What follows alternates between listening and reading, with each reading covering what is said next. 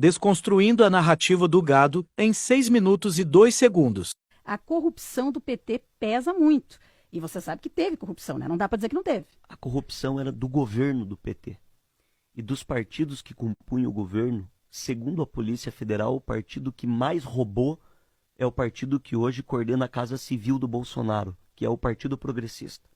O segundo partido que mais roubou nesse esquema de corrupção é o PL, o partido do Bolsonaro. E o grupo e as pessoas que estão com ele. Eu não defendo bandido e quem fez errado que pague, que a justiça condene e após a condenação, a pessoa tendo o direito de defesa, que ela pague. Agora, o que aconteceu nesses governos?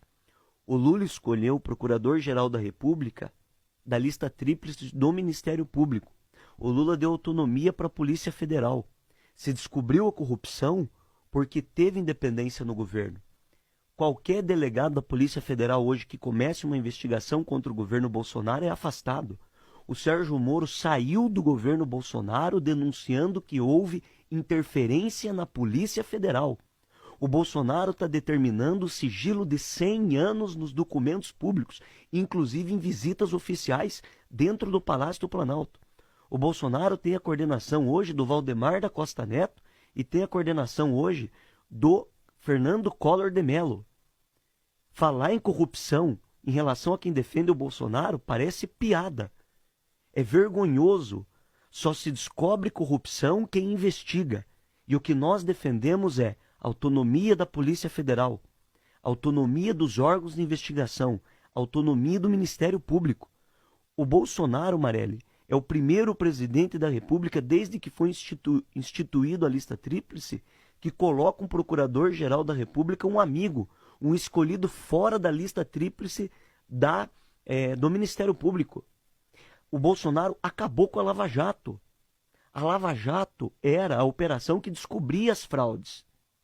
Quando se fala em corrupção do governo do PT, é porque, à época, nós tínhamos um sistema que era um sistema que permitia o financiamento privado das campanhas eleitorais.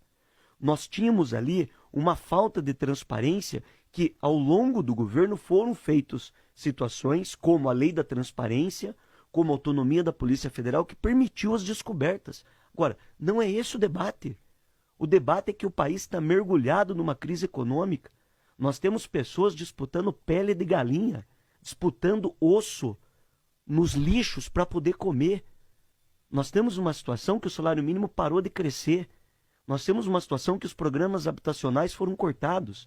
O Bolsonaro apresentou uma reforma da Previdência que queria cortar benefício BPC, que é o benefício de prestação continuada para criança deficiente. Olha a situação que está o nosso país. É uma situação que aprofundou a crise. Tudo bem o ricão está defendendo o Bolsonaro, eles ganharam muito dinheiro. Tudo bem o grande fazendeiro está defendendo o Bolsonaro, eu concordo, porque eles ganharam muito dinheiro. Agora, nós estamos falando da destruição da educação, da destruição da ciência, da destruição dos programas sociais. Nós estamos falando de um país que está sendo destruído internacionalmente. Bolsonaro faz a gente passar vergonha internacional. Bolsonaro acaba de cortar dinheiro da ciência e da educação para beneficiar aliados políticos. Eu sempre tive lado na política. Poderia estar fazendo um debate sobre outro candidato contra o Lula. Poderia não estar apoiando o Lula. Essa é a primeira eleição da minha vida que eu voto no Lula. Agora o debate é a decência contra o absurdo. E eu não poderia deixar de ter lado de posição, porque eu estou em Brasília. Fui o único deputado a representar Ponta Grossa nesses últimos 4 anos. Eu presidi a Comissão de Ciência e Tecnologia, que está tendo dinheiro cortado, e o nosso país está ficando no atraso. E eu não poderia aceitar uma situação como essa sem falar a verdade aqui para as pessoas. É uma eleição que, novamente, o teor do debate está indo para a mentira, para o ódio, para as redes sociais, para a falsidade do WhatsApp, para a falsidade do falso moralismo. É muito triste e perigoso. Eu tenho muito medo mesmo, o que o atraso do Bolsonaro pode trazer para o nosso país. E não é mais, Marelli, nenhuma questão de Lula e de PT, que eu tenho as minhas críticas e que eu acho que eles precisam ter uma autocrítica. A minha preocupação é uma preocupação sobre garantias institucionais. Bolsonaro, ele tem uma tendência truculenta, todo mundo sabe disso, autoritária, e hoje a candidatura do Lula vem recebendo apoios, inclusive de adversários históricos.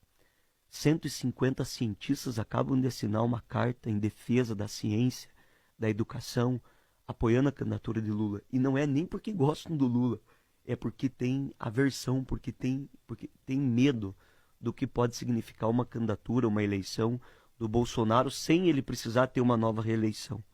Esse mando, essa truculência, esse ódio, essa mentira, o corte em recursos importantes da área da educação, da área da ciência, da tecnologia, os absurdos cometidos sobre o governo dele, os problemas de corrupção e tantas outras coisas. Eu poderia falar aqui ponto a ponto. Agora, o apoio à candidatura do Lula é porque o Lula já foi presidente, o Lula tem apoio internacional, todo mundo sabe que é um republicano, que é uma pessoa que dialoga com todas as áreas e que respeita as regras e as instituições. Com todo respeito aos demais eleitores, ninguém é dono da verdade, eu falo isso sem ódio, sem raiva.